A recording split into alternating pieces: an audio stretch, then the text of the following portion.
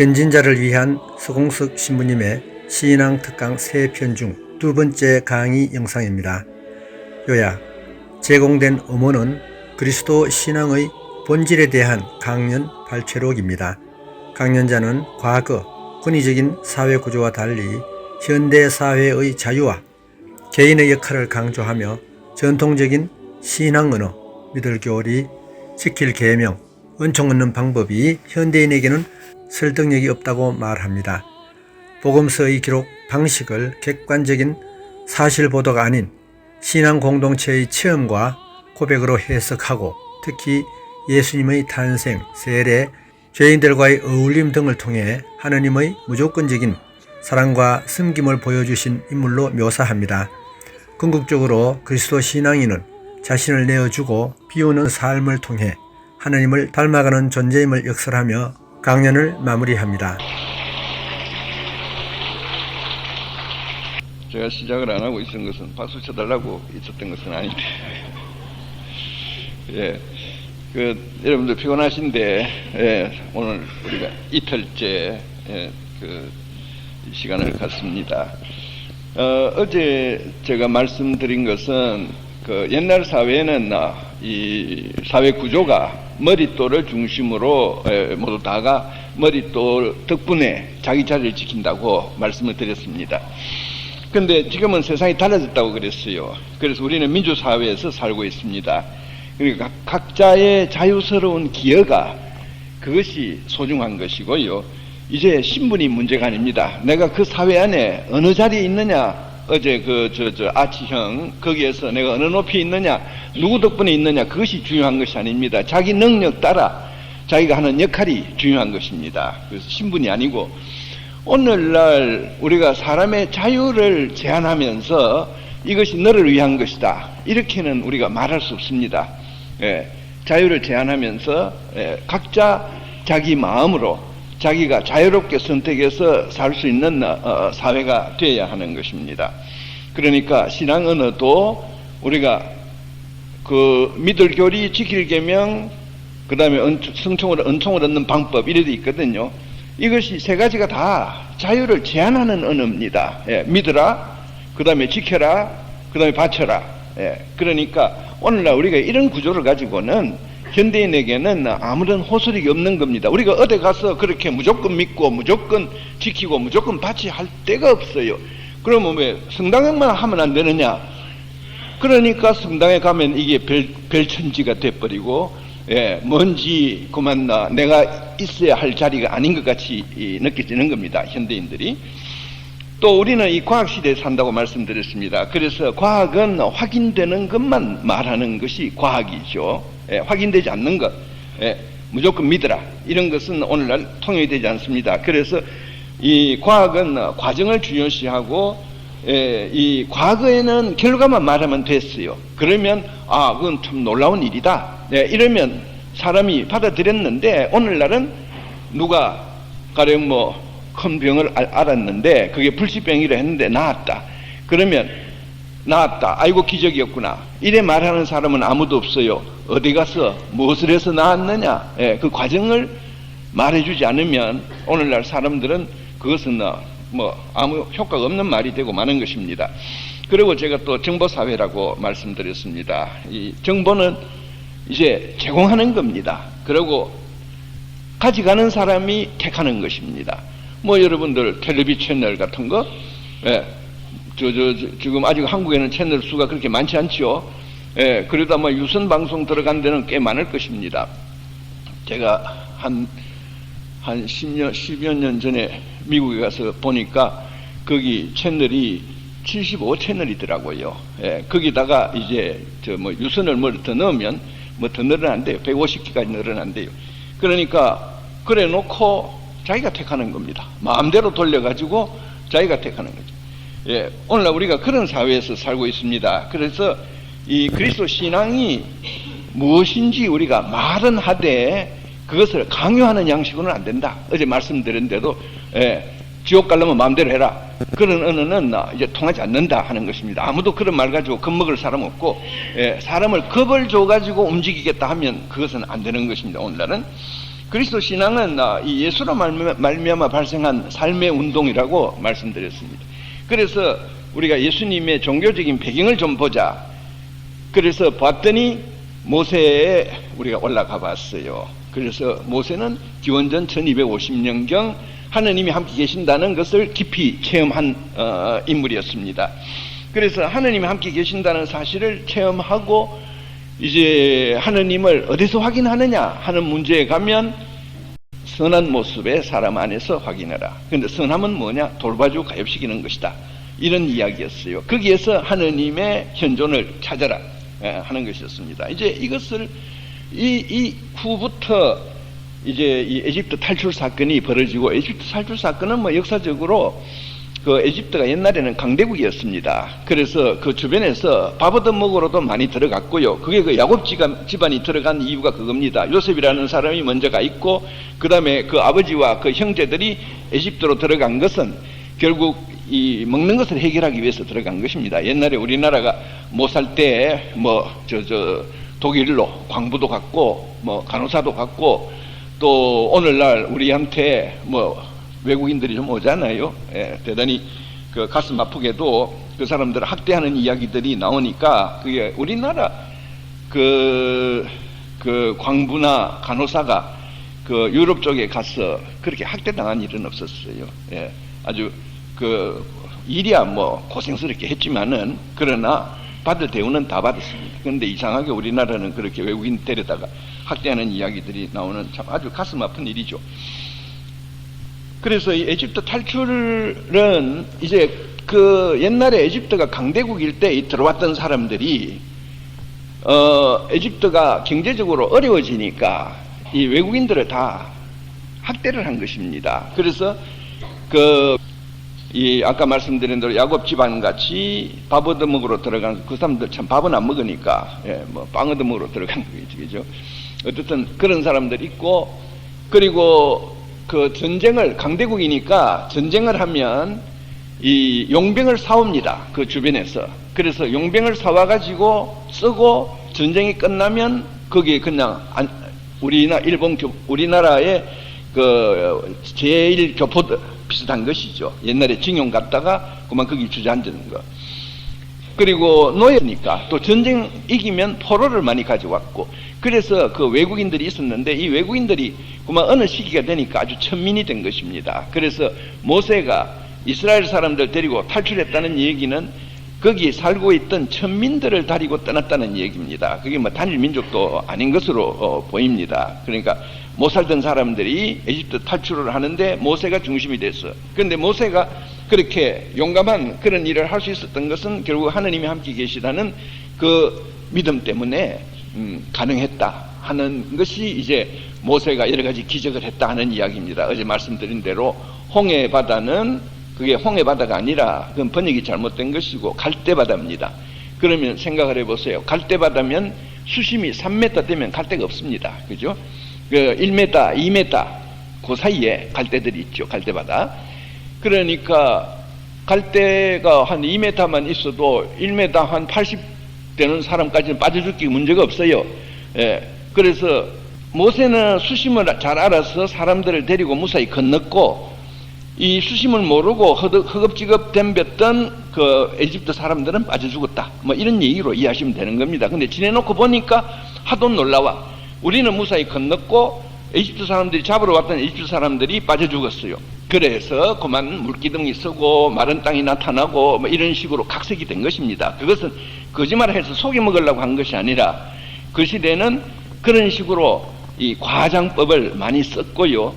그래서 하느님이 함께 계시다는 사실은 우리에게 이렇게 놀라운 일이었다 하는 것을 말하는 것이죠.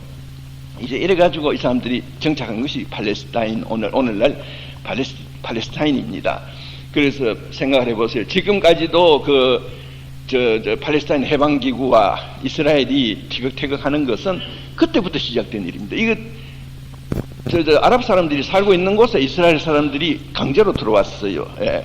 그랬다가 물론 뭐 그래도 한동안 또 이스라엘은 독립을 잃었었지만은 어쨌든 지금도 이게 우리 땅이라고 자꾸 쌍방이 주장하는데 가만히 보면 이스라엘은 이거 하느님이 주신 땅이다 이거 우리한테.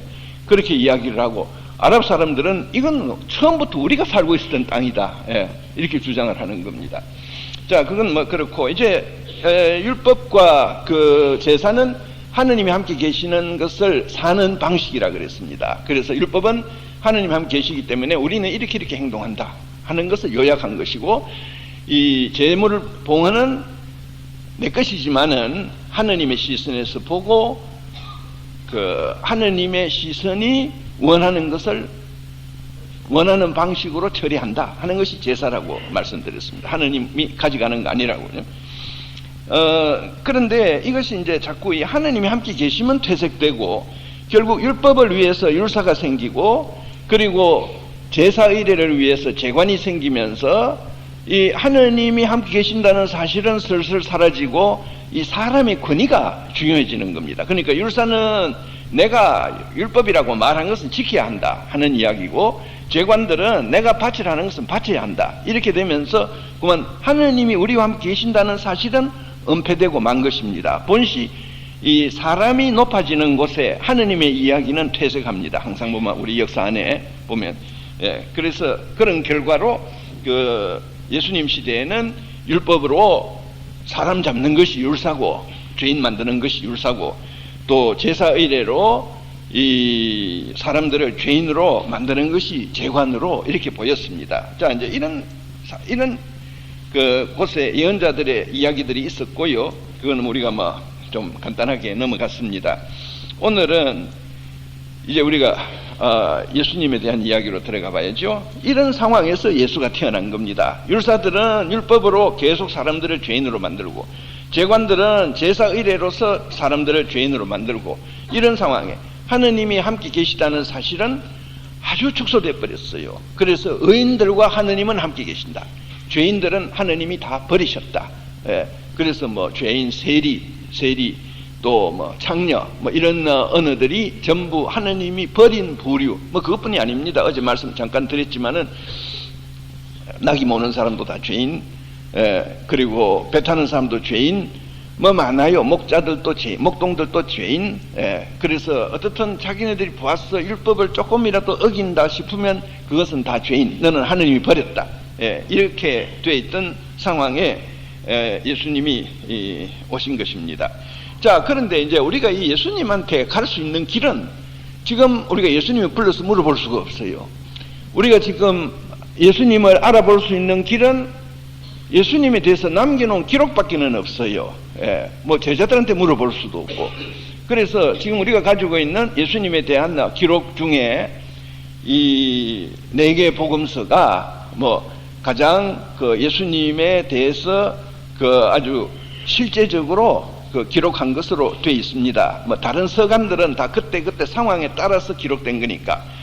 그래서 4개 복음서 안에 예수님이 어떤 양식으로 되어 있느냐, 어떤 분이라고 나타나느냐.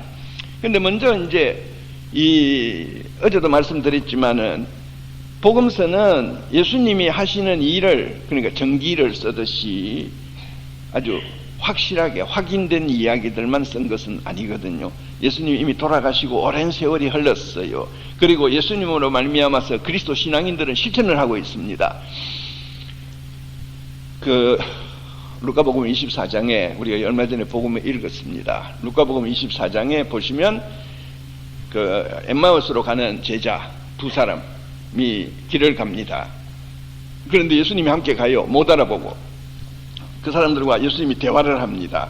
그런데 예수님이 가면서 구약의 율법서와 예언서들을 들어서 예수님은 그렇게 죽고 부활할 수밖에 없는 것이라는 설명을 해줬다고 그럽니다. 그래도 제자들은 모르고 갔다가 이제 집에 도착해서 함께 식사를 하기로 하고 들어가서 식탁에서 예수가 빵을 떼어서 주니까 그때 예수라는 사실을 알아보았고, 그리고 예수님은 사라졌다.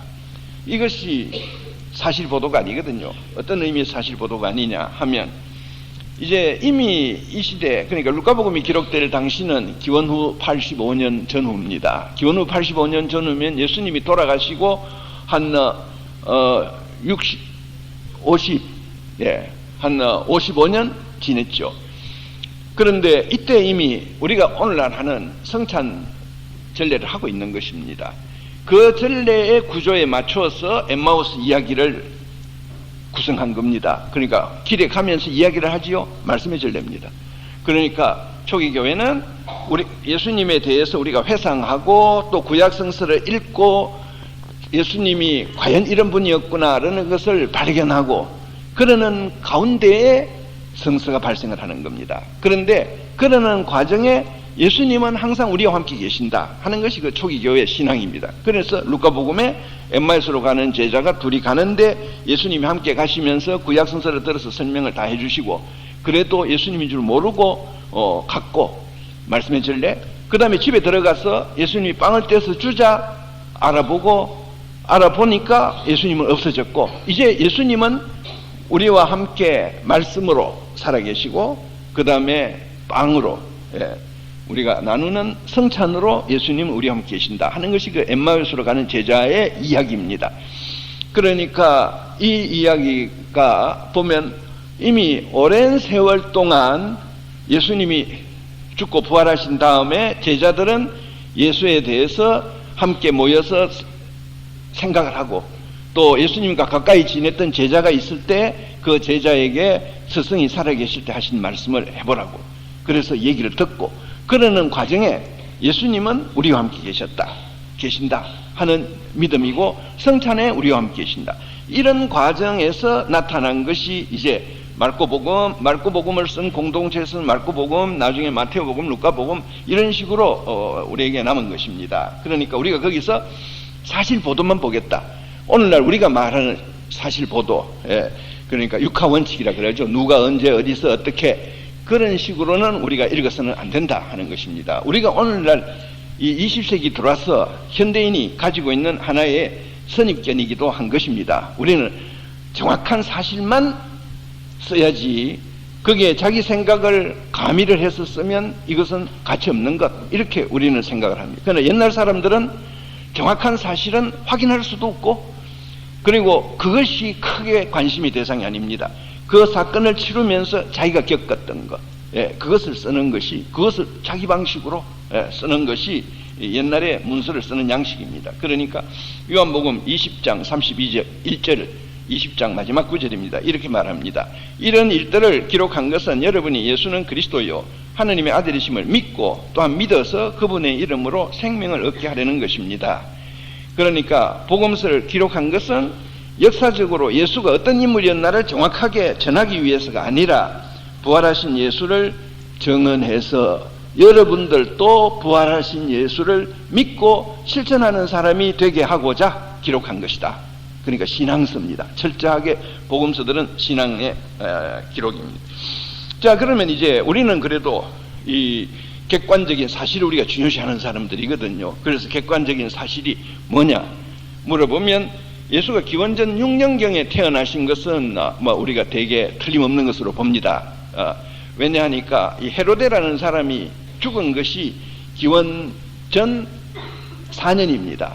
그리고 이 예수님이 헤로데가 죽기 전에 확실히 태어났어요. 그러니까 기원전 6년 예수님이 태어나자마자 헤로데가 그 이튿날 죽고 그러지는 않았을 거 아닙니까? 그러니까 한 2년 여유를 둡니다. 그래서 기원전 6년부터 기원 후 30년 4월 7일까지 4월 7일에 돌아가신 것으로 어떻게 4월 7일 날짜까지 되느냐 그 해가 예수님이 돌아가신 해가 이 안식일과 해방절이 그러니까 해방절 다음 날이 일요일이고 그러면 그 해방절과 안식일이 같이 맞아 떨어졌습니다. 그 해. 그래서 그걸로 계산을 하면 30년 4월 7일이 나오게 되는 것입니다. 이것은 우리가 거의 의심하지 않습니다. 오늘날. 그리고 예수에 대한 이 객관적인 증기는 우리가 쓸 수가 없어요. 그것은 객관적인 증기가 아닙니다. 예수의 키도 모르고 얼굴 빛깔도 모르고 머리 빛깔도 모르고 그러니까 우리가 성탄 때 노래를 그렇게 하지요. 금발의 예수 아기. 근데 예수님이 아무리 생각해봐도 금발일 수는 없어요. 왜냐니까 이스라엘 사람들은 금발이 아닙니다. 그 노래가 독일 노래거든요. 그러니까 독일 사람들이 금발이니까 예수님도 금발로 만든 것이죠. 그 예수의 용모에 대해서 우리가 전혀 모릅니다. 그러면 이제 예수님 탄생 이야기가 있잖아요. 마태복음 1장 2장, 루카복음 1장 2장. 예, 이것은 전혀 사실 기록이 아닙니다. 마태복음 1장 2장, 루카복음 1장 2장에 나오는 예수님의 어릴 때 이야기, 탄생부터 어릴 때 이야기, 그 왜 그러냐 하면 이것은 이미 예수님이 죽고 부활하신 다음에 초기 교회가 예수님은 어떤 분이었느냐를 말하기 위해서 구약 성서를 가지고 와서 구성한 부분입니다. 그래서 그것을 사실화를 시켜버리면 그러면 많은 오해가 생깁니다. 그래서 제가 그냥 예를 듭니다. 마태복음에 동방에 점성가들이 왔다는 말이 있죠. 그래서 우리가 정월달 첫 주일을 그 공연, 주님의 공연 축일, 그 옛날에는 사막내조, 새 왕이 왔다고 사막내조를 했어요. 이것은 시편 72편에 나오는 이스라엘의 그 메시아가 오시면 그 동방에서 그 사람들이 찾아온다 하는 이야기가 있어요. 그것도 뭐 황금과 유향을 가지고 찾아온다. 그래 여기에서 가지고 와서 이제 메시아가 오셨다 이 말입니다. 이 마태복음은 유대인 공동체거든요. 그러니까 유대인이었던 사람이 그리스도인이 된 그 공동체입니다. 그래서 될 수 있으면 이스라엘 안에 있었던 일을 전부 예수님이 이룬 것으로 말하려고 구약성서에서 찾은 겁니다. 그래서 이 시편을 그 사망이 왔다 하는 얘기, 박사가 왔다. 이 말이 마태복음밖에 없어요. 아무데도 없습니다. 예, 루카복음에 없어요. 그러니까 이것은 그 시편 72편을 가지고 각색을 한 것입니다. 뭐냐? 이제 예수님은 우리의 구세주다. 그래서 이스라엘이 오랫동안 기다리던 구세주가 오셨다. 이 말을 하려는 것이고, 그 다음에 그 부모가 에집트로 데리고 갔죠. 에집트로 갔다가 또 에집트에서 돌아왔다 하는 이야기가 있습니다. 이것도 마태복음인데, 이스라엘 사람들이 신앙 체험을 갖기 시작한 것이 이스라엘에서 에집트에서 돌아오면서 생겼거든요. 예, 40년을 광야를 헤매고 돌아오면서 이스라엘 백성이 야훼의 백성으로 바뀝니다. 그러니까 예수는 이스라엘의 운명을 요약하는 인물, 그래서 예수님도 한번 에집트로 갔다 오게 만든 것입니다. 예, 그러니까 그 뭐 사실 이 보도가 아니라고 봐도 아무 문제가 없습니다. 그리고 이 헤로데가 아기들을 학살했다 하는 이야기, 이것도 우리가 그 12월 28일에 미사를 드리는데 그 미사 경본에 보시면 본기도에 이 어린이들이 살아서는 하느님을 찬양하지 못했지만 죽어서 피를 흘려서 순교해서 하느님을 찬양한다 이랬는데, 이것은 순교라는 색안경을 끼고 이 사실을 본 겁니다. 이제 마태복음은 아까 제가 유대인 공동체가 쓴 기록이라고 그랬습니다. 그러니까 우리 유대인 공동체가 얼마나 악랄하게 예수를 거부했느냐, 어린이들을 그렇게 학살을 해가면서까지 우리는 예수를 거부했고, 마지막에 가서는 결국 예수를 십자가에 못 박는 이런 비극이 벌어진 것이다. 예, 그래서 마태복음이 그 이야기를 각색해서 넣은 겁니다. 그러니까 우리가 거기서 아이고야 그게 전부 사실이 아니구나, 그래 본들 우리가 그거 전부 사실이다 해도 아무 도움 되는 것 없어요. 그리고 그때 그러면 에집트를 갔다 왔고, 그 다음에 헤로데가 그렇게 애기들을 죽였고, 그러면 우리가 그 아무 관계, 무슨 관계가 있어요, 그게. 우리가 그러면 애기들 죽듯이 뭐 우리도 죽으란 말이가 어쩌라는 말이에요. 아무런 도움이 안 되는 말입니다. 그런데 그것이 다 이 이스라엘이 이렇게 악랄하게 예수 그리스도를 거부한 것이다. 이 말이 되면요, 우리도 예수 그리스도에 대해서 예수 그리스도가 보여준 실천을 우리는 막 쉽게 외면을 하거든요. 그래서 그것은 우리에게 뭔가 도움이 되는 내용이 되는 것이죠. 그 다음에 이제 그 루카복음에 가브리엘 천사가 온 이야기가 있습니다. 뭐 다른 이야기들도 많이 있지만 그거 뭐 중요한 거 아니고, 이건 뭐 어떤 데 가서는 이 말을 하면 나중에 항의가 좀 쏟아지는데 그래도 할 수 없어요. 할 말은 해야지. 이 가브리엘 천사가 와서 마리아에게 하는 말이 기뻐하소서 마리아 이럽니다. 그 말은 어디서 왔느냐? 사무엘 1서 1장에 사무엘의 어머니 한나가 숫대지 못하는 여인입니다. 그러니까 엘리야가 와서 하는 말이 제가 틀렸어요. 스바니아서에 시온아 기뻐하라. 그러니까 예루살렘아 기뻐하라. 너한테서 구원이 온다. 그래서 이 말을 여기다 갖다 넣은 것은 마리아는 지금부터 구원이 오는 시온이다. 예루살렘이다 이 말입니다. 그 다음에 은총을 가득히 입은이여 하는 말은 아까 말씀드린 사무엘서에 그 사무엘의 어머니 한나에게 엘리야가 와서 내년 이맘때쯤 아들을 낳을 것이다 예언을 하면서 은총을 가득히 입었다 이렇게 말한 것을 가져왔고요. 그 다음에 출애굽기 3장 12절에 우리가 어쩌녁에 본 것입니다. 하느님이 모세에게 나 너와 함께 있다. 그래서 주님께서 함께 계십니다. 예? 이스라엘의 신앙의 가장 핵심적인 언어입니다. 주님께서 함께 계십니다. 마리아와 함께 계십니다. 그 다음에 당신은 잉태해서 아들을 낳을 것이다. 이 말은 이사이아서 7장 14절에 처녀가 아기를 낳을 것이다 하는 말이 있습니다. 예, 그래서 그 말을 가져왔고요.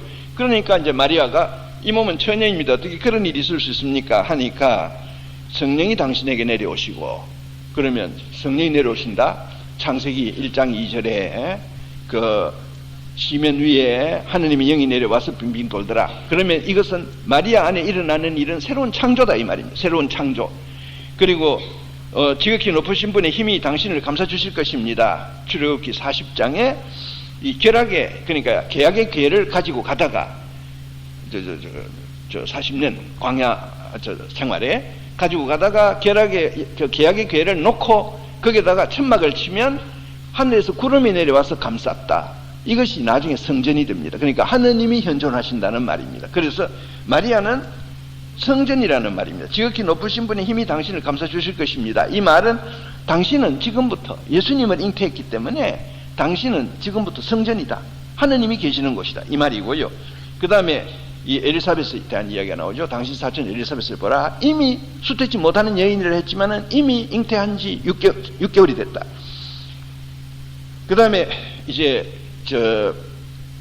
마리아에게 하느님에게는 불가능한 일이 없다 이럽니다. 이 말은 아브라함의 창세기 18장에 아브라함의 아내 사라가 또 수태지 못하는 여인입니다. 그러니까 천사들이 와서 아브라함에게 당신 아내가 내년 이맘때쯤은 아들을 낳을 것이다 하니까 사라가 집 뒤에서 듣고 웃었어요. 예, 내 나이가 지금 몇 살인데 무슨 소리를 하느냐. 그러니까 그때 천사가 한 말이 하느님에게는 불가능한 일이 없다. 자, 이거 뭐 주목주목 성수를 나열을 해서 재미가 하나도 없죠. 그런데 여기에 보면 자, 수태지 못한 여인이 세 사람이 언급이 됐습니다. 세 사람이. 그 다음에 그 성령이 내려오신다. 마리아 안에는 지금부터 창조다. 또 기뻐하소서. 이것은 마리아는 이제 구원이 오는 예루살렘이다. 예. 그리고 성전이다.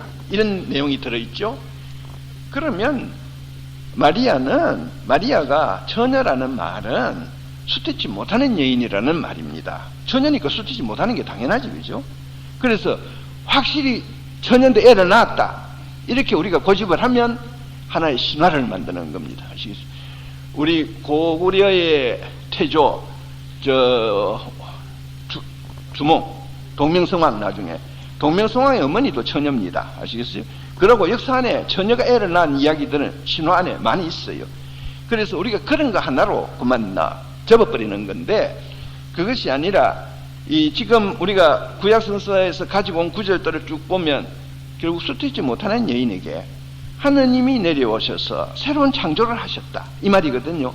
그러면 성서는 제가 그랬죠. 신앙의 책이라고. 그런데 우리가 딱 이 대목에 가서는 이것을 생리학 책으로 바꿔버립니다. 아니면 더 노골적으로 산부인과 차트로 바꿔버리는 것이죠. 예. 그래가지고 그래 놓고 마리아 처녀다 빡빡 우기면 그거 아무 소용없는 일입니다. 수태지 못하는 여인에게 하느님의 특별한 배려로 예수님이 태어나셨다. 그러면 마리아의 이야기는 남자들에게도 결혼한 사람들에게도 메시지가 있어요. 우리가 무력할 때 우리 능력이 닿지 않는 곳에 하느님은 우리를 구원하신다. 이 메시지가 마리아 안에 들어있고 바로 이 메시지가 있기 때문에 성모 어머니는 우리 이 신앙 역사 안에 중요한 인물로 항상 남아 있습니다. 그런데 그것을 우리가 그 이야기 다 지워버리고, 처녀라는 사실 하나만 고집을 하면 어떤 메시지가 나오느냐? 하느님은 처녀를 좋아한다 하는 메시지거든요. 예. 그래서 성모 어머니도 무척 괘씸하게 생각하시고 제 생각에 기분 나빠하실 것 같아요. 왜냐하니까 그거를 가지고 왜 사람이 얘기를, 그거는 남의 그런 거는 말하는 게 아니거든요. 그죠? 예. 그래서 신앙서니까 신앙 안에서 봐야 됩니다. 신앙 안에서, 그러니까 수태치 못하는 인류 역사 안에 마리아는 예수라는 구원의 인물을 낳아서 우리가 수태치 못하는 모두 다가 우리 스스로 구원받지 못하는 사람인데 예수님으로 말미암아서 구원받게 된 것이다. 예, 우리가 그렇게 나가면 되는 것이죠. 뭐 특별히 섭섭하신 분은 안 계시죠. 예. 제가 어디 가서 한번 이거를 했더니 그만 어느 주교님이 화가 나가지고, 예, 그 다음부터 막 거기 오지 말라고.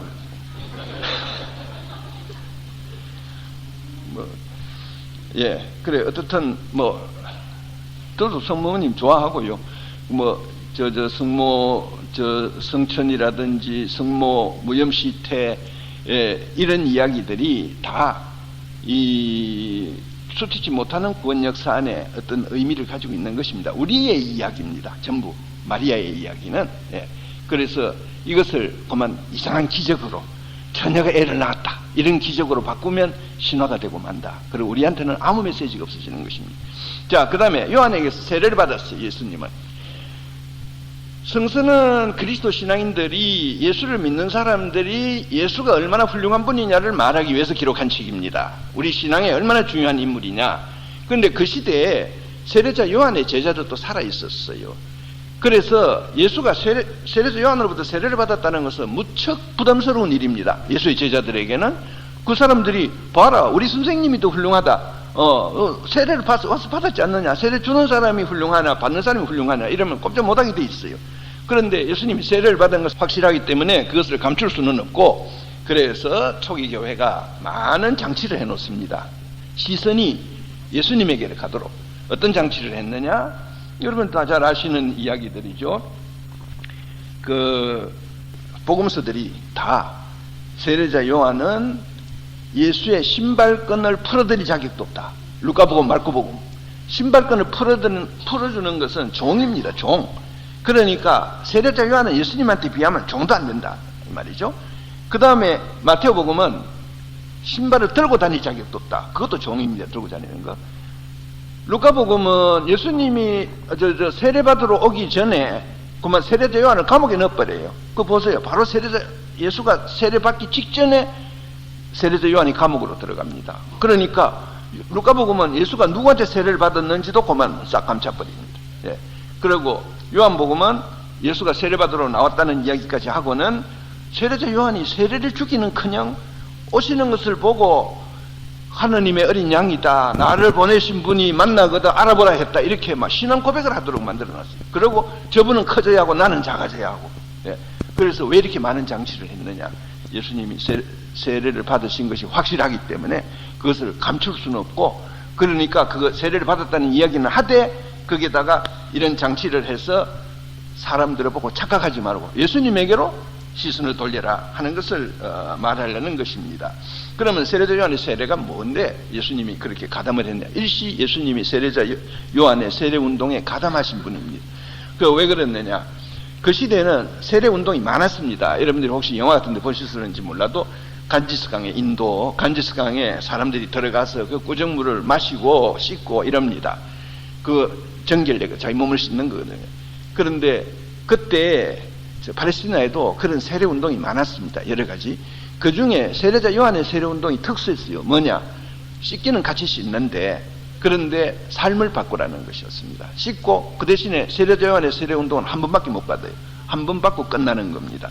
그런데 다른 세례 운동들은 계속해서 자기가 죄를 지었다 생각할 때는 가서 언제라도 할 수 있는 겁니다. 그래서 예수님이 세례자 요한의 세례 운동에 일단 가담하셨던 분으로 확실시 되고요. 그리고 예수님이 이 죄인들과 세리들과 어울린 이야기가 있거든요. 많이 여러 군 나옵니다. 그런데 이것도 예수님이 체면이 무척 깎이는 이야기입니다. 왜냐니까 죄인과 세리들과 어울렸으면 죄인과 세리와 같은 사람입니다. 그 사람들이 볼 때. 그러니까 제자들이 없었던 이야기를 만들어서 넣을 이유는 하나도 없어요. 예. 그래서 예수님이 죄인들과 세리들과 어울리고 그들과 음식을 들었다. 이건 뭐 이 말은 비난이 많죠. 그 다음에 또 예수가 안식일 계명을 위반한다 하는 이야기도 많습니다. 마르코복음 2장에 보시면 이 밀밭을 지내가다가 제자들이 밀이삭을 훑었어요. 근데 그게 안식일이었어요. 그러니까 유대인들이 당신 제자들이 밀이삭을 훑었다. 예, 그러니까 안식일이 사람을 위해서 있는 것이지 사람이 안식일 위해서 있는 거 아니다. 이래 말씀을 하시고, 그 다음에 즉시 계속해서 나오는 말이 이 손이 오그라든 사람을 회당에서 보고 예수님이 불러내놓고 안식일에 좋은 일을 해야 되느냐 나쁜 일을 해야 되느냐, 사람을 살려야 되느냐 죽여야 되느냐, 그러니까 모두 아무도 말을 못했다고 그럽니다. 그러니까 예수님이 녹이 띈 얼굴로 돌아보시고 손을 펴라. 그래서 예수님이 안식일을 이것도 어긴 거거든요. 안식일에 그런 일을 하면 안 되는 것입니다. 그래서 이런 것도 예수님의 체면이 손상되는 일입니다. 예수가 안식일을 어겼다, 죄인들과 세리들과 어울렸다. 그래서 이것은 틀림없는 사실로 우리가 보는 것입니다. 예수님이 죄인들과 세리들과 실제로 어울렸고 안식일 계명을 소홀히 했고, 또 뭐 정결례법이라는 거, 걸을 씻고 몸 씻고 하는 거, 그것도 소홀히 했다. 그렇죠? 그러면 예수님에 대한 이 사람들의 반응은 어떠냐? 뭐 두 가지로 보입니다. 일부는 대단히 열광적으로 지지를 했고, 일부는 특히 유대인 기득권층, 율사나 이 재관들은 아주 거부했습니다. 예수님을 자기네들이 가르치는 것과 다르다 이거죠. 만일에 하느님이 죄인을 용서하면 의인은 어쩌라는 말이냐? 뭐 때문에 의인이 될 거냐? 이런 이론입니다. 그리고 이제 예수님은 이 폭력에 폭력으로 맞서지 않은 인물입니다. 이 예수님은 악은 사랑으로만 극복된다고 믿고 계시는 분입니다. 그래서 악을 악으로 대체하지 않으신다. 그래서 예수님은 재물을 찾은 것도 없고, 당신 신분을 격상시키기 위해서 노력한 것도 없고, 권력을 잡으려고 한 것도 없어요. 예수님은 아무런 제한 없는 사랑, 죽음에 이르는 사랑, 그러니까 친구를 위해서 목숨을 내어놓는 사랑, 요한복음 15장에 나오는 말입니다. 그런 사랑을 가르치고 그것을 위해서 죽어가신 분으로 보입니다. 네. 그리고 이 예수님은 이 사람들과 함께 사셨어요. 사람들과 함께. 그래서 예수님은 금욕을 하신 흔적도 없고요. 또 고행을 했다는 이야기도 없습니다. 그리고 은둔하거나 혹은 출가한 일도 없고, 집을 떠나서 수행한 것도 전혀 없습니다. 예수님은 오히려 사람들과 어울려서 살았어요. 사람들과 함께 사셨어요. 그러면서 세상에 대해서 예수님은 대단히 개방적이었습니다. 그러니까 유대인들이 아주 싫어하는 사마리아 사람, 또 이교도, 이런 사람들에게도 예수님은 그렇게 폐쇄적이 아니었습니다. 오히려 예수님이 루카복음 10장에 보면 예수님이 예를 들어서 예화로 말씀하신 것이 착한 사마리아 사람, 그죠? 아시죠? 어떤 사람이 길을 가다가 강도를 맞아서 반쯤 죽게 됐는데 레위가 그냥 지나가고, 그리고 또 재관이 그냥 지나가고, 그리고 사마리아 사람이 와서 그것을 거두었다. 그러니까 그 예화 안에 사마리아 사람이 돋보이게 한 것이죠. 이것은 유대인들이 절대 하지 않을 일입니다.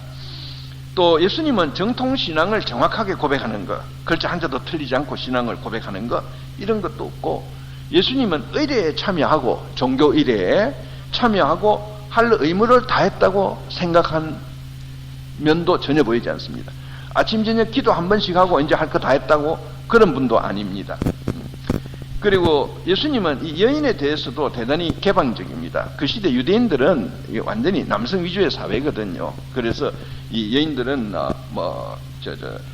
일반적으로 치지 않는데, 예수님은 여인들과도 그냥 개방적으로 사귀신 것으로 보이고, 병자와 죄인들도 하느님이 버리지 않으신다고 예수님은 가르쳤고, 바로 그런 사람들, 소위 버려진 사람들과 어울렸고, 그렇다고 해서 가진 사람들을 미워한 흔적이 있느냐? 그것도 전혀 없습니다. 우리 성서에 보면 예수님이 가진 사람들에게, 우리는 대개 못 가진 사람들을 위해서 어떤 운동을 하는 사람들은 즉시고만 가진 사람들에게로 화살을 보냅니다. 그런데 예수님은 그런 것이 전혀 없어요. 예수님은 별 특별한 계획도 없고요. 어떤 깨달음이 있을 때마다 그것을 실천한 분으로 보입니다. 그리고 이제 예수님이 가르친 것은 무엇을 가르쳤냐? 우리가 하느님의 나라를 가르쳤다. 그럽니다. 그런데 예수님은 하느님의 나라가 무엇인지를 설명한 대목이 아무데도 없습니다. 그러면 이게 무엇을 의미하느냐? 당신의 말씀을 듣는 유대인들이 다 알고 있다는 것을 전제하고 있어요. 다 알고 있다. 그러면 유대인들이 알고 있는 게 뭐예요? 하느님의 나라, 하느님이 함께 계신 그것입니다. 예, 그러니까 하느님의 함께 계신 모세로부터 시작한 제가 어제 설명드린 그 이야기죠. 그래서 예수님은 하느님이 함께 계시고 이 함께 계심에서 아무도 제외되지 않는다. 유대인들은 죄인이라고 세리라고 이거 다 버려진 사람이라고 했지만은 예수님은 그런 사람들과 어울렸고 오히려 그것 때문에 예수님은 유대인들로부터 비난을 받으신 것입니다. 그래서 함께 계심에서 하느님은 아무도 제외하지 않는다. 이것을 예수님이 세 가지 그 예화로 말씀을 하셨어요. 여러분 루카복음 15장에 보시면 1절에 루카복음 15장 1절에 보시면 바리새파와 세리들이 예수님에게 와서 왜 저 사람은 죄인들과 세리들과 어울리느냐? 그리고 그 사람들과 음식을 나누느냐? 그러니까 예수님이 세 개의 비유를 말씀을 하셨어요. 첫째 비유는 양 한 마리를 잃어버린 목자가 99마리를 버려두고 온 산을 찾아서 한 마리를 찾아서 어깨에 메고 돌아와서 기뻐서 친구들을 불러서 잔치를 벌였다. 이것이 하느님이다. 이런 이야기입니다. 하나도 잃고 싶어 안 한다. 우리가 이 이야기를 재산에 100마리 중에 하나가 없어졌으니까 1%가 없어졌으니까 아주 철저하게 찾아서 100%로 만들었다. 이래 우리가 이해를 하시면 안 되는 거죠. 그러면 잔치를 벌리면 또 나가는데 잔치를 안 벌려야죠. 찾고 그저 말아야지. 그런데 어깨 메고 기뻐서 어깨 메고 돌아와서 잔치를 벌렸다.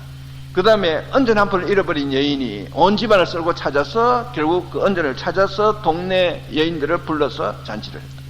그 다음에 아들의 비유. 얼마 전에 우리가 읽은 것 같아. 이 비유는 이 집 나간 아들, 둘째 아들이 재산을 받아가지고 나가서 다 탕진을 했어요. 탕진하고 이제 이 아들은 배가 고파서 돌아옵니다. 아버지 생각을 하는 데는 아무 데도 없습니다. 흔히 보면 이 주보에 강론하는 것을 보면 그래도 아들이 아버지 생각이 나서 왔다 이러는데 그게 아버지 생각하는 데는 아무 데도 없어요. 이 아들은 돼지들이 먹는 그 먹이로라도 배를 불려보려고 했는데 그것도 못 얻어먹었어요. 그래서 생각을 하니까 우리 집에는 종들도 내보다는 낫게 먹는데 애라고만 집에 가서 종으로 취직하자. 그래서 이 아들은 말을 연습을 해가지고 옵니다. 아버지, 하늘과 아버지 앞에 저는 죄를 지었습니다. 저는 이제 아버지의 아들이라 불릴 자격이 없습니다. 그러니까 종으로 써주십시오. 그런데 이 아들이 멀리 나타나자 이 아버지가 아들을 마중할 뿐 아니라 끌어안고 입을 맞추고 그리고 좋은 옷을 입혀라. 좋은 옷은 훈장이거든요. 요새는 그 훈장이라는 게 목에다가 이게 폐 하나 턱 걸어주는데 옛날에는 개선 장군이 개선에서 돌아오면 황제가 멋진 옷 한 벌을 하사하는 겁니다. 우리가 요새는 옷값이 하도 싸가지고 그거 주면 요새는 그 훈장이 안 돼, 기쁨이 안 되죠. 예. 부산 어디가 제일 싼지 모르지만은 서울에는 가면 동대문에 그 평화시장 그런 데 가면 몇 푼 안 주고 한 벌 얻어 있거든요. 그러니까 요새는 옷을 안 주죠. 예. 그런데 옛날에는 멋진 그 옷을 한 벌 황제가 하사하는 겁니다. 그 다음에 아들에게 이 반지를 끼워주거든요. 그러니까 아버지는 이 아들이 온 것에 훈장을 주고 그 다음에 반지를 끼워주는 것은 다시 상속권을 주는 것입니다. 상속권을. 그리고 좋은 신발을 신겨라, 잔치를 벌려라. 예, 그래서 소를 잡고 잔치가 벌어졌다. 이 이야기가 교육상으로는 안 좋아요. 예, 애들 교육을 위해서. 근데 성서는 이 교육학 교과서가 아니거든요. 예, 부모가 그래 아들이 가서 엉터리 치고 왔는데 오냐 잘했다. 훈장 주면 나가서 또 칠 건데. 예. 그런데 이 이야기의 아버지는 아들을 그렇게 받아들이고 이제 큰아들이 불평을 하죠. 그런데 이 큰아들은 아들이 자기 동생이 재산을 받아서 떠났기 때문에 이제 동생이 아닙니다. 그래서 아버지에게 하는 말이 아버지의 아들이 돌아오니까 불평할 때 그러니까 아버지는 아들과 큰아들과 작은아들의 연을 다시 맺어줍니다. 뭐라고 하느냐 하니까 내 아우는 죽었다가 살아났다. 예, 다시 아우라는 말을 써주는 것이죠. 자, 이제 이것이 하느님이 하시는 일이다. 그러니까 하느님은 아무도 버리지 않으신다. 예, 그리고 하느님은 당신과 함께 있는 데에는 아무도 예외를 두지 않으신다 하는 이야기입니다. 그리고 이제 예수님은 이렇게 하느님의 이 일을 당신 스스로 실천하신 분입니다. 예수님이 하신 모든 일은 우리가 어제 본 돌봐주고 가엾시킨다는 말로 요약이 됩니다. 돌봐주고 가엾시키는 선한 모습, 병자를 만나면 병자를 고쳐주고 죄인을 만나면 용서를 선포하고 루카복음 7장에 보시면 죄 많은 여인이 그 동네에 있는데 예수님이 시몬이라는 사람 집에 초대를 받아 가셨어요. 식탁에 앉았는데 그 여인이 와가지고 눈물로 적시고 머리칼로 닦았다 그럽니다. 그런데 여인의 두 눈에서 나오는 눈물이 남자 발 두 개를 적실 수 있는지 저는 그것도 의심스럽고 또 머리칼이 그렇게 건조시키는 역할을 하는 건지 저는 그것도 모르겠어요. 실험도 안 해봤고. 그런데 어떻든 그 이야기는 그렇습니다. 그래 하니까 거기 있던 남자들이 전부 들여다보고 당신이 죄는 용서받았어 하는 것이 예수님이 하신 말씀입니다. 예. 그래서 그런 데에서 우리가 아주 대조적인 것을 볼 수 있는 것이죠. 예수님이 하느님을 아버지라고 부를 때는 하나의 아주 대조를 보고 있습니다. 대조적인 것은 뭐냐? 우리 이 세상에는 이 재해가 있고 폭력이 있고 불의함이 있지만은 하느님 아버지 안에는 그런 것이 없고 하느님 아버지는 은혜롭고 악을 거스리는 분, 또 악이 마지막 말이 되지 않게 하시는 분, 이렇게 예수님은 생각을 하고 계십니다. 제가 이것도 예를 하나 듭니다. 마르코복음 10장에 보시면 유대인 부자 청년이 예수님에게 와서 어제 제가 말씀드린 것 같아, 그죠? 부자 청년이 예수님에게 와서 선하신 선생님, 구원을 받으려면 어떻게 해야 됩니까?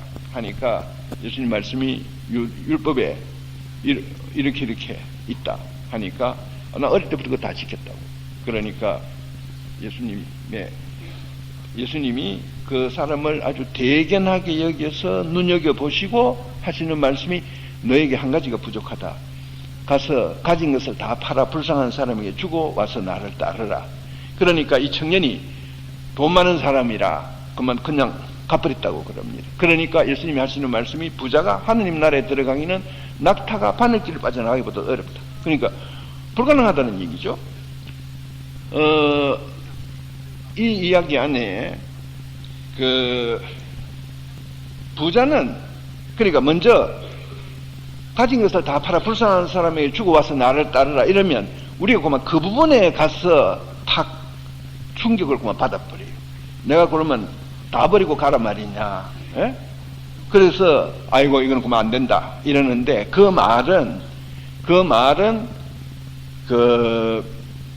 비유대인이 유대교 신앙인이 되기 위해서 채워야 하는 조건입니다. 아시겠어요? 그러니까 유대인들 안에 아주 딱 형식화된 표현입니다. 비유대인이 유대교 신앙인이 되려면 가진 것을 다 팔아 불쌍한 사람에 주고 와야 되는 겁니다. 그래서 우리가 그 내용을 너무 글자 그대로 우리가 알아들을 필요가 없는 겁니다. 뭐냐니까 비유대인이 유대인이 된다는 것은 모든 것을 잃는 겁니다. 친척, 가족 다 잃는 겁니다. 그러니까 그 이야기는 그냥 자기가 현재 있는 그대로는 안 된다는 얘기죠. 뭔가 근본적으로 자기 삶을 청산하는 것이 있어야 된다는 얘기입니다. 그런데 이 청년은 갖고 부자는 돈을 쫓아가는 게 부자입니다. 그죠? 그래도 부자가 될까 말까 해요. 돈을 열심히 쫓아가야 부자가 됩니다. 그런데 하느님 나라에는 돈이 없거든요. 그러니까 부자는 하느님 나라에 갈 필요가 없죠. 그러니까 낙타가 바늘길에 빠져가기보다도 어려운 겁니다. 그런데 이제 그래 말씀을 하시니까 제자들이 이 마르코복음 10장에 보면 제자들이 그만 고민이 생겼어요. 아이고, 그러면 누가 구원을 받겠습니까? 돈 좀 안 가진 사람 아무도 없는데 누가 구원 받겠습니까? 하니까 예수님 말씀이 하느님에게는 불가능한 일이 없다. 예, 이 대목이 아주 놀라운 대목입니다. 하느님에게는 누가 그러면 구원을 받겠습니까? 하느님에게는 불가능해요. 하느님은 모든 사람을 구원하신다. 이런 이야기입니다. 그 다음에 이제 이 하느님이 함께 계시는 것은 인간이 변하는 것이라고 제가 말씀을 드렸어요. 선하게 돌봐주고 가입시키는 모습으로 변하는 것이 하느님이 우리와 함께 계신다는 사실을 확인할 수 있는 일입니다. 우리가 변했을 때, 거기에 하느님이 함께. 그러니까 어제 그 모세에게 나로 말미암아 변한 사람들, 선하게 변한 사람들, 돌봐주고 가입시키는 모습으로 변한 사람들 안에서 나를 확인하라, 이런 이야기였죠. 그래서 예수님은 하느님이 용서하시는 분이기 때문에 7번 용서하기를 70번까지 하라. 이것도 보면 베드로가 예수님이 하도 용서하라 하니까 그러면 7번까지 할까요? 그러면 그만큼은 하지 마라, 이래 나올 줄 알았는지 7번까지 할까요? 하니까 예수님이 7번 하기를 70번까지 해라. 그럼 77이 49, 490번 하라는 얘기. 우리 2번도 못 합니다. 그렇잖아요. 우리 한 번 속지 2번 속냐 이러거든요. 그래서 7번 용서하기 70번까지 하라. 그 다음에 나오는 이야기가 무자비한 종의 비유입니다. 그죠? 여러분들 아시죠? 10,000달러를 탕진받은 사람이 나가가지고 자기한테 100데나리온 빚진 사람을 족치다가 그만 다 무효가 됐어요. 그 다음에 이제 누가 이게 마태복음 5장에 나오는 말입니다. 누가 당신의 오른뺨을 때리거든 그에게 다른 뺨마저 돌려대시오. 당신의 속옷을 가지려는 사람에게는 겉옷마저 내주시오.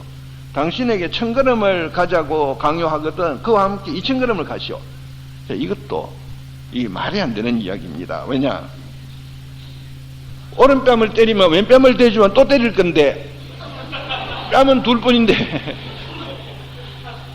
예수님도 안나스 집에서 재판 받으실 때 그 안나스 대제관의 종이 뺨을 한 대 때렸어요. 그러니까 예수님이 또 대주지 않았어요. 안 대줄 뿐 아니라 왜 나를 치느냐, 말로 해라, 말로.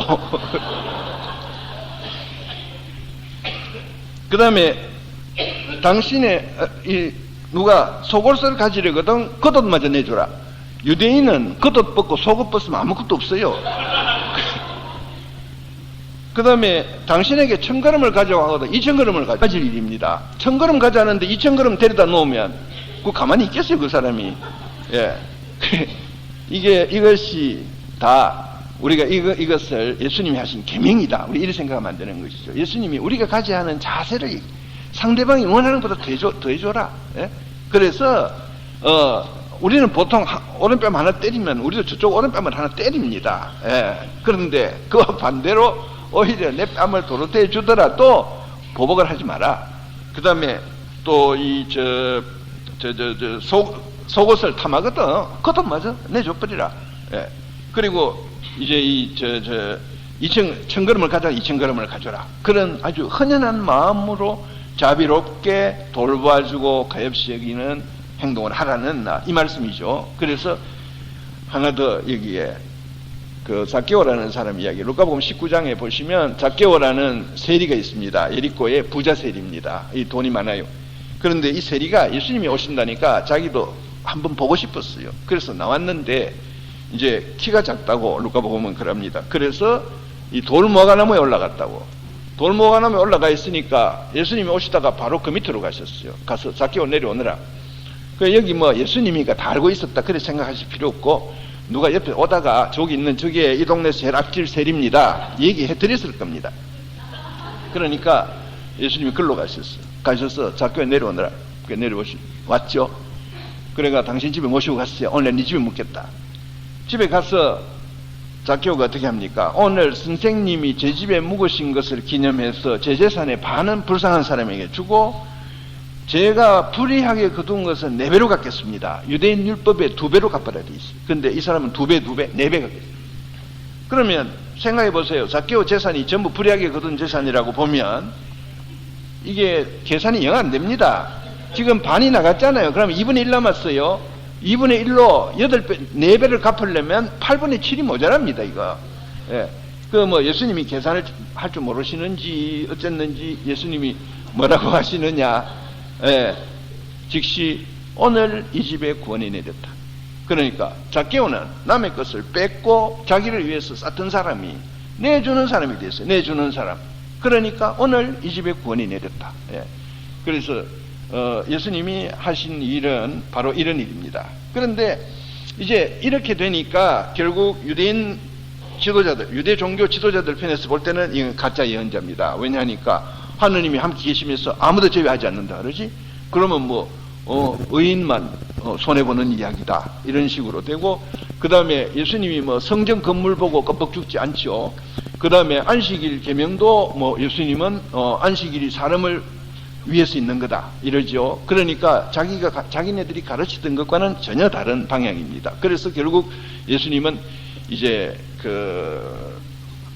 요한복음에 보시면, 요한복음은 예수님이 왜 죽게 되느냐는 것을 상당히 재밌게 표현을 합니다. 요한복음 8장에 보시면 가늠하다 잡힌 여인의 이야기가 있죠. 그건 여러분 다 잘 아시는 이야기. 돌로 치려하고 예수님을 살리고 났어. 그러고 나서 18장에 가서 그렇게 하고 10장에 가면 착한 목자입니다. 당신 목숨을 내주는 목자입니다. 그러니까 당신 목숨을 내주기 때문에 죽음으로 나갑니다. 11장에 가면 라자로를 살려요. 라자로를 살려놓고 11장 51절에 가면 이 가야파가 예수를 죽이기로 결정합니다. 유대인들과 함께. 그러면 여기서 하고 싶은 말은 그겁니다. 예수는 사람들의 죄를 용서하고, 그리고 착한 목자로서 하느님의 선하심을 가르치다가 사람을 살리고 당신은 죽었다. 예, 이런 이 틀이 되는 것이죠. 요한복음은 명상록입니다. 자, 그러면 이제 죽음 앞에 선 예수님을 우리가 잠깐 생각을 해봐야 됩니다. 예수님이 예루살렘으로 가자고 하실 때 이 유대인들은, 제자들은 가지 말자고 그랬어요. 가면 이게 아무 재미없다고. 그런데 오셨어요. 그래가지고 와가지고 예루살렘에서 좀 소요가 좀 있었고, 성전에서. 그러고 이제 최후 만찬을 하고 당신의 죽음이 다가온다는 사실을, 이제 그것은 특별히 하느님이라서 안 것도 아닙니다. 그냥 웬만한 사람이면 내가 이제 쯤은 아마 체포될 것이라는 것을 알 수 있죠. 예. 그런데 겟세마니 산으로 동산에 가셨죠. 거기 가서 예수님이 제자들에게 기도하라고, 유혹에 빠지지 않도록 기도하라고. 그런데 제자들은 다 잠들었다고 그럽니다. 그리고 예수님은 기도를 하고, 예수님은 아버지 이 잔을 멀리 하소서, 그러나 내 뜻대로 마시고 아버지의 뜻대로, 이렇게 기도를 하셨다고. 그래서 이것은 이런 얘기가 되는 것입니다. 하느님 계시고, 그 다음에 여기 사람이 있어요. 하느님과 사람 사이에는 거리가 있죠. 예수님은 이게 예수님이면, 예수님은 하느님 아버지를 불러요. 그러니까 하느님의 시선이 옵니다. 예수님에게.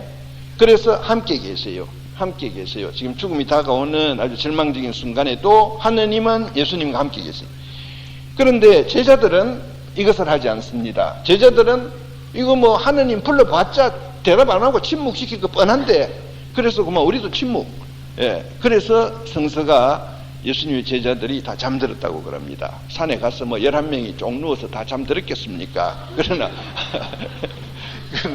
어떻든 잠들었다는 것은 흥미가 없어졌어요. 포기했어요. 그러면 어떤 결과가 나느냐? 하느님과 사람 사이에는 거리가 있거든요. 이 거리가 응고해서 벽으로 올라가는 것입니다. 예. 그러면 이제는 하느님과 사람이 있는 공간이 달라져 버렸어요. 이제 함께 있지를 못합니다. 사람에게는 하느님이 보이지 않아요. 이것은 우리가 사람이 사람과 함께 사는데도 마찬가지입니다. 여러분들이 친구가 여러분한테 섭섭하게 했을 때 나도 그만큼 섭섭하게, 몇 번만 서로 그래 하면 그 다음에는 서로 모릅니다. 모르는 공간으로 넘어가죠. 부부간에도 그러다가 헤어지지 않겠습니까? 결국. 섭섭하게 해도 섭섭함이 없는 양 행동할 때 함께 있을 수 있는 것이죠. 그래서 유혹에 빠지지 않도록 기도하라. 성서 안에 유혹이라는 말은 바로 이렇게 하느님이 보이지 않는 공간을 유혹이라고 합니다. 하느님이 보이지 않는 공간. 그러니까 예수님이 세례를 받으신 다음에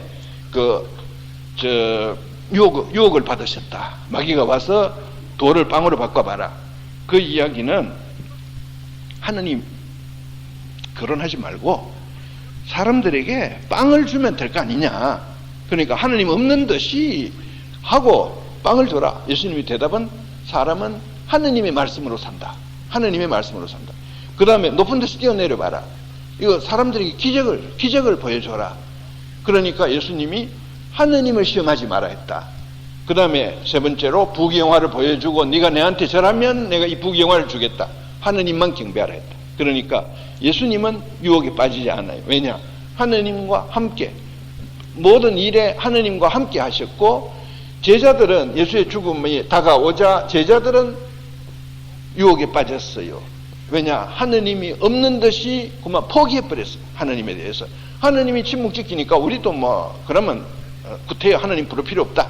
이래가지고 유혹에 빠졌고, 그 결과는 결국 잠에서 깨어났을 때는 이 제자들은 도망가는 겁니다. 도망가기 위해서 깨어나는 것이죠. 예, 그래서 우리가 하느님에게 하는 기도 이런 형태를 띄어야 할 것입니다. 우리 애를 그만 그렇게 입학 좀 시켜달라고 기도를 많이 했는데 아이고 그만 이거 하느님 들어버렸어. 당분간 하느님하고 절교. 그러면 그것이 유혹에 빠진 것이나 마찬가지다. 우리가 역경에서도 하느님을 부를 때 하느님은 우리와 함께 계시는 것이다. 네, 이런 이야기입니다. 그래서 이제 이 죽음에 대한 예수님은 그래가지고 돌아가셨어요. 결국 예수님이 돌아가시고 난 다음에 즉시 제자들이 모여들지는 않습니다. 그러나 살아계신다는 그 확신이 있으면서부터 제자들이 모였을 때 예수가 왜 죽었는지를 모릅니다. 예수님이 돌아가시기 전에 당신이 죽는 이유를 말씀하시지를 않았어요. 그러니까 그냥 제자들이 볼 때는 아주 비참하게 그만 체포돼서 돌아가신 것입니다. 그러니까 제자들은 모여서 예수께서 하신 최후 만찬, 내가 죽고 나거든 나를 기억하기 위해서 이것을 행하라 했으니까 모여서 그거를 합니다. 최후 만찬을. 그러는 과정에 하셨던 말씀을 회상을 하는 거죠. 그래서 형제여 선생님이 살아계시다 하신 말씀을 해보라. 그러면 어느 날 이렇게 그래가지고 성찬을 중심으로 이루어진 이 회상이 문서로 정착해가지고 오늘날 우리가 가지고 있는 복음이 된 것입니다. 그러니까 예수님에 대한 회상과 그 회상에 따라서 그들의 실천이 함께 들어간 것이죠. 그래서 여러분들이 보시면 성서에 예수님이 3번 당신의 죽음을 예고한 것으로 나옵니다.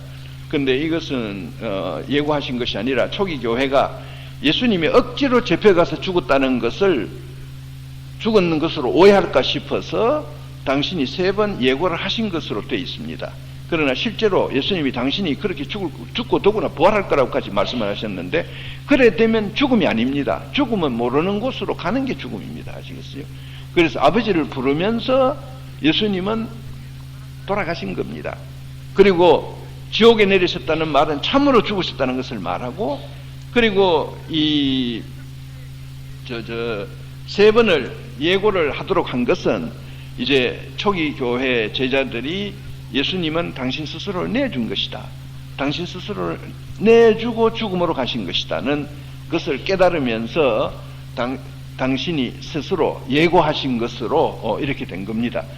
요새 큰 수술 받으면 한 사흘 죽었다가 살아나는데 예수님이 그 정도 한 사흘 만에 부활할 줄 알았으면 아버지 왜 나를 버리셨습니까? 하고 엄살을 너무 떠신 겁니다. 그러면 그리고 첫째로 자기가 며칠 만에 살아날 거를 알았으면 그 죽음이 아니에요. 그래서 참으로 죽어야 됩니다. 우리 인간이 겪는 죽음, 어딘지 모르는 곳으로 가는 것이 죽음입니다. 그래서 그런 죽음을 예수님은 겪으셨고, 그러나 초기 교회가 예수님의 죽음에 대한 해석을 하는 과정에 예수님은 당신 스스로 죽음으로 나가신 것이다. 이 말을 하기 위해서 전혀 예수의 역사를 모르는 사람들이 생각할 때 예수님이 죽기 싫은데 억지로 연희 제수와 마찬가지로 억지로 잡혀가서 사형 언도를 받고 처형당하신 것으로 오해할까봐 그래서 그런 각색이 들어갔고요. 그 다음에 우리 죄를 위해서 죽으셨다 하는 것이 또 초기 교회의 해석입니다. 그것은 말고보면은 속전으로 당신 목숨을 내줬다 이 말도 있었고요. 이것은 과거 사회 관행에서는 가장 감사로운 일입니다. 나를 위해서 누가 속전으로 자기 목숨을 줬다. 내가 부자유스러운데 내가 노예로 잡혔는데 내 대신 어떤 사람이 돈을 치러서 나를 자유롭게 해줬다는 것은 그 한 인간이 가장 감사롭게 느낄 수 있는 일입니다. 그래서 예수님의 죽음은 우리에게 감사로운 것이었다. 이 표현을 그 시대 언어로 한 겁니다. 그래서 여러분들이 혹시 뭐 교리를 가르치신다거나 누구하고 얘기를 하실 때 예수님은 우리를 위해서 당신 목숨을 속전으로 주셨다. 당신이 죽어서 우리를 살리셨다. 이렇게만 말을 하면 그것은 좀 말이 안 통하게 되는 것이죠. 그것은 예수님이 우리에게 하느님을 가르치다가 돌아가셨으니까 우리에게는 은혜로운 일이었다. 그것이 오늘날 훨씬 나은 것입니다. 그리고 저는 그것이 섬김의 결과였다. 예수님이 당신 스스로 말씀을 하셨거든요. 나도 섬기는 사람으로 너희들 가운데 있다. 섬김을 받으러 온 것이 아니라 섬기러 왔다. 그리고 빌리버스에 보시면 그분은 당신 스스로를 낮추시고 죽음에까지 십자가의 죽음에 이르도록 순종하셨다. 그래서 비우셨다. 낮추셨다. 거기에 우리가 그리스도 신앙인의 정체성을 보아야 하는 것입니다. 섬긴다. 스스로 낮춘다. 비운다. 이거 우리가 대단히 하기 어려운 일입니다. 우리는 기회만 있으면 나를 긍정할 수 있는 것을 찾아요. 그리고 뭐 어떤 때는 비굴하게라도 내가 남 위에 올라설 수 있는 기회를 얻기 위해서 별짓을 우리가 다 합니다. 그래서 막 크게 요란한 이야기는 우리가 하지 않더라도 그래도 우리는 매 순간 우리 스스로가 너무나 중요한 나머지 남에게 피해가 가더라도 내 스스로를 할 수 있는 그 계기를 찾습니다. 그런데 예수님의 삶 안에는 섬겼다. 그 스스로를 낮추고 비웠다. 이것이 결국 죽음에까지 이르렀다. 이렇게 우리가 생각을 하면 그리스도인은 남 앞에서 자기의 우월감을 드러내는 것도 아니고 옛날에는 우리가 그랬죠. 가톨릭이 개신교보다 낫다. 다른 불교보다는 훨씬 낫다. 그래서 뭔지 그만 우리가 다른 종교를 만나면 어떤 우월감을 가지고 또 개신교에 대해서도 뭔가 우월감을 가지고 그러나 그것은 우리가 그리스도 신앙인으로서의 아주 근본이 틀려버린 것입니다. 우리가 우월감이 아닙니다. 스스로를 낮추고 비우고 섬기는 곳에 그리스도인의 정체성이 있는 거고 그러면 우리가 불교를 만나든 혹은 개신교를 만나든 우리가 그분들에게도 우리 스스로가 도움이 되는 방향으로 우리가 해야 될 것입니다. 제가 서강대에 있을 때 우리 연구소에서 한번 스님을 모셔다가 기독교에 대해서 하실 말씀 있으면 한번 해보라 했더니 여러 가지 말씀 중에 시주 좀 하라고 가면 우리는 예수 믿어요 하고 문 탁 닫는 거 도저히 이해가 안 간다고. 성서에 보면 원수까지 사랑하라 했는데 우리는 그 원수보다도 못하다는 말이냐 그런 말씀이었어요. 그 참 우리가 그래 되는 일이거든요. 그러니까 우리가 타종교라고 해서 우리가 어떤 우월감을 가진다. 우리 종교가 가장 옳다. 그것은 그리스도 신앙인으로서는 가질 수 없는 자세입니다. 그리고 우리는 사람을 죽이고 그리고 우리는 남보다 더 우리 스스로 낫다는 것을 과시하면서 그러면서 우리는 뭔가 보람을 느낍니다. 그런데 예수님의 말씀 가운데 요한복음에 이런 말씀이 있습니다. 여러분이 내 말에 머물러 있으면 내 제자고 그리고 진리가 여러분을 참으로 자유롭게 할 것입니다. 그런데 그 앞에 서로 사랑하라. 사랑함으로써 내 제자라는 것을 보이라는 말씀입니다. 그래서 예수님이 우리에게 보여주신 것은 당신 스스로를 내주면서 그런 모습 안에 하느님의 자녀의 진리가 있다는 거. 그러면 예수님의 죽음과 쭉 연결이 됩니다. 아시겠어요? 모세가 말한 돌봐주고 가엾이 여김, 선한 모습, 그 다음에 예수님이 당신 스스로를 내주고 쏟아서 결국 우리에게 하느님이 어떤 분, 하느님이 그렇게 베푸시는 분이다. 하느님이 그렇게 은혜로운 분이다. 하느님이 당신 스스로를 주신 분이라는 사실을 예수님은 말씀을 하고, 그것 때문에 결국 유대인들의 분노를 산 거거든요. 하느님은 심판해야 됩니다. 하느님은 죄인은 버려야 하는데 죄인은도 하느님은 용서하신다 하니까 거기에 예수님은 굴하지 않았고 거기에 그만 양보하지 않았고 끝까지 하느님의 일에 충실하신 나머지 예수님은 돌아가셨다. 그래서 당신 스스로를 내주고 쏟으신 것이다. 그러면 우리도 우리 스스로를 내주고 쏟으면서 그리스도 신앙인이 되는 것이다. 그래서 우리 성체 성사도 우리가 미서점례 늘 하잖아요. 성체가 바로 내주고 쏟는 삶을 우리 안에 발생시키기 위한 성사입니다. 그러면 이제 우리 내일은 이 부활부터 성천 성령 강림 좀 보겠습니다. 좀 시간 오래됐는데 여러분들 수고하셨습니다. 내일 뵙죠.